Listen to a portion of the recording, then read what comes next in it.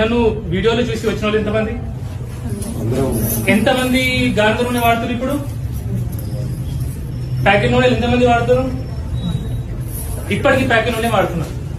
నేను చెప్పి లాభం ఏముందమ్మా? ఏం లాభం? నాకు ఇదేం పెద్ద లక్షల ఫాలోవర్స్ సారీ, ఎందుకంటే నాకు నా వాళ్ళు బయట తేడా లేదు. నీకు అర్థం కాదు. ఎవరైనా నన్ను నిజంగా ప్రేమిస్తే, నన్ను నా మాట మీద విలువ ఉంటే, అదేమంటేరా రేప నుంచి రిఫైన్డ్ ఆయిల్ బంద్ పెట్టండి. ఫస్ట్ రిఫైన్డ్ నూనె వాడద్దు మీరు ఎవరు కూడా. ఒకటి, చక్కెర వాడకండి, షుగర్ వాడకండి దయచేసి ప్లీజ్.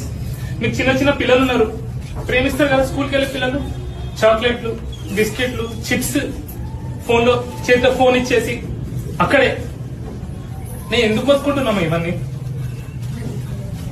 ఓకే, సో దయచేసి క్యాన్సర్ ఇలాంటి రోగాలు మనకు రావద్దంటే మళ్ళీ చెప్తా, నాకు సిగ్గు లేదు, మీకు బుద్ధి లేదు. చెప్పినా కూడా అది చేస్తారు.